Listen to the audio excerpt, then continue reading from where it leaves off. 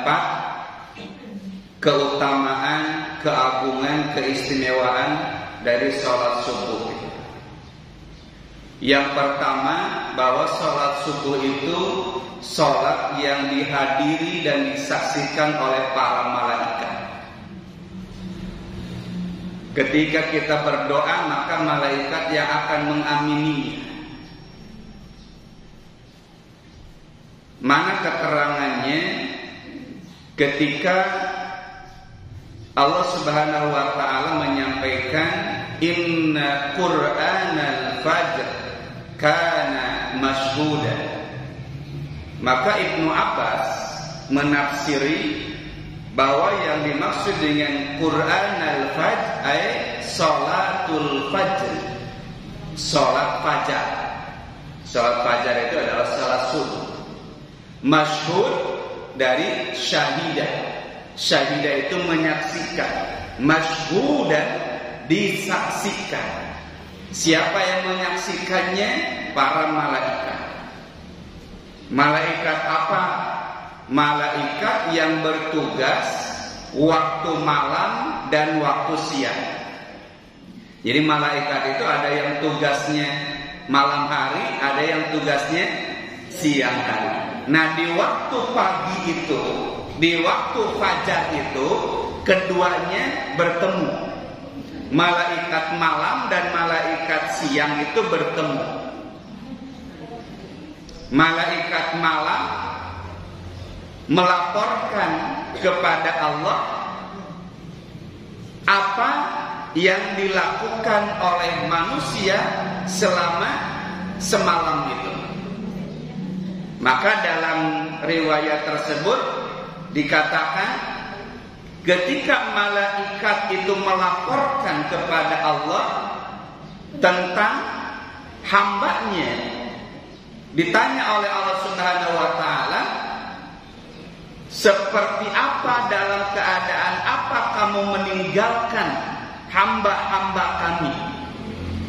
Maka kata malaikat penjaga malam itu, ya Rabb, ya Allah, kami meninggalkan mereka dalam keadaan sholat. Kalau sholatnya tidak terlambat. Kalau sholatnya jam 6, malaikatnya tersangka. Ini yang dimaksud dengan inna Qur'anal fajri kana mashhuda. Maka diusahakan kalau sholat subuh itu jangan terlambat, biar disaksi oleh para malaikat.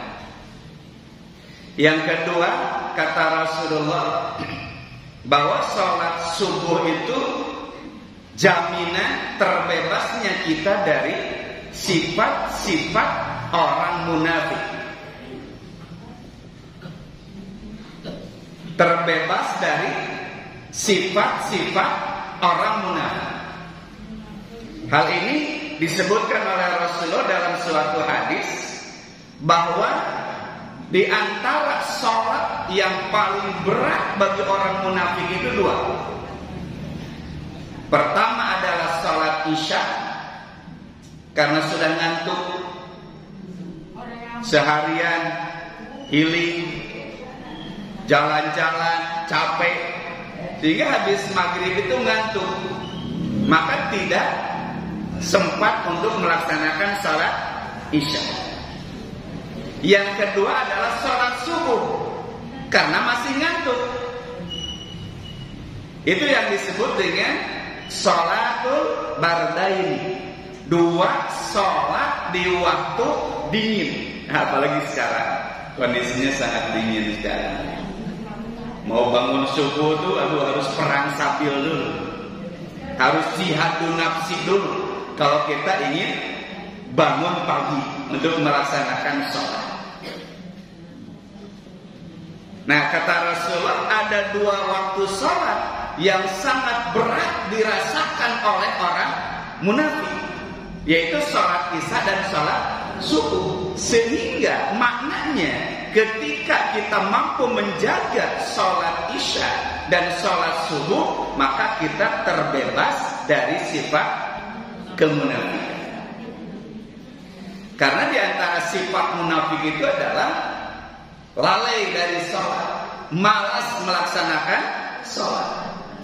Dalam surah An-Nisa Allah menyebutkan wa idza qamu ila sholat qamu kusala.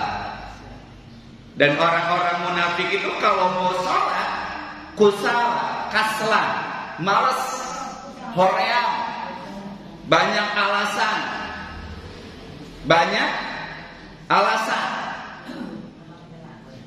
Aduh, pameng dia nuju ngagigihan, pameng dia nuju ngoret, pameng dia nuju macul, segala alasan. Kamu kusala.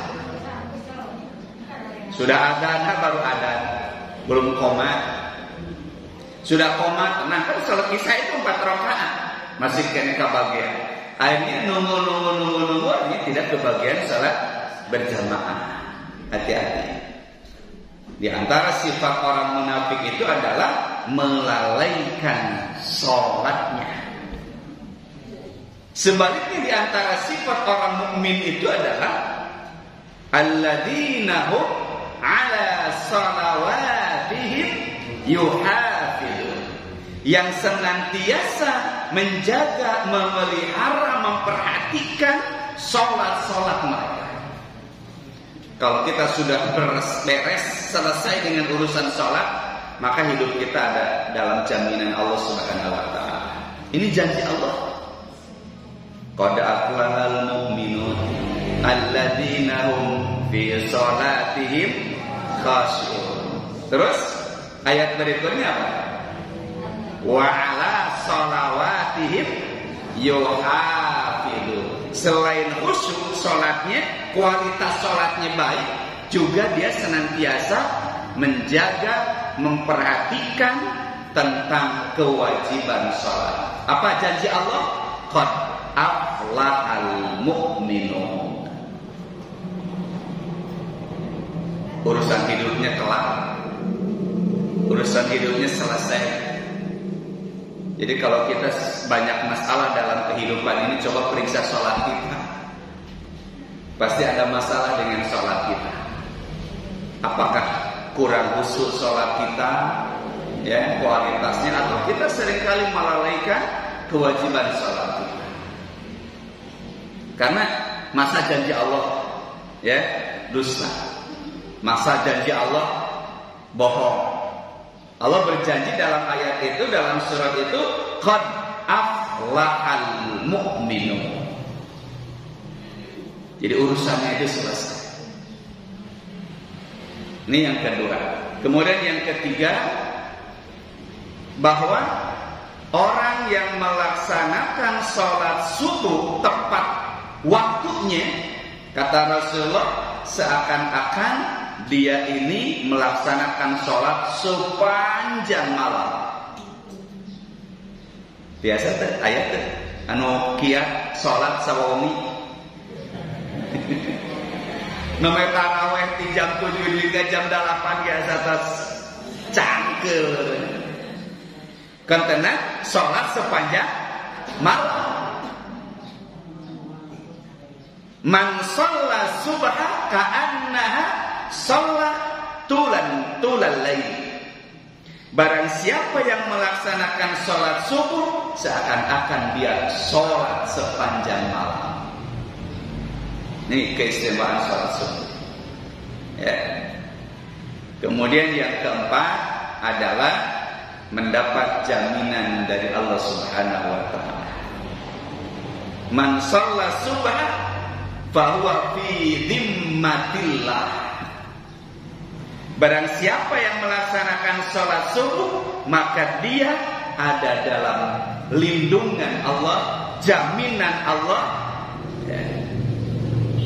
Dia akan dijaga oleh Allah, dia dijamin oleh Allah Subhanahu wa ta'ala. Kalau dia sakit akan disehatkan, dijamin kesehatannya oleh Allah. Kalau dia banyak hutang, dijamin hutangnya oleh Allah, diberikan jalan keluar oleh Allah Subhanahu wa ta'ala.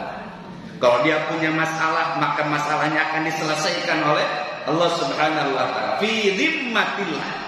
Dia ada dalam jaminan Allah Subhanahu wa ta'ala. dia dalam lindungan Allah, dilindungi oleh Allah dari kejahatan setan, dari godaan-godaan setan, dari upaya-upaya manusia yang tidak suka dengan kita. Fi dhimmatillah, dia ada dalam perlindungan Allah Subhanahu wa taala.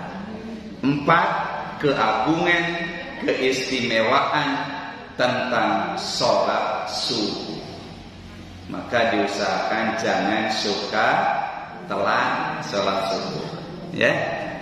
Diusahakan sholat subuh tepat waktunya. Nah, mudah-mudahan kita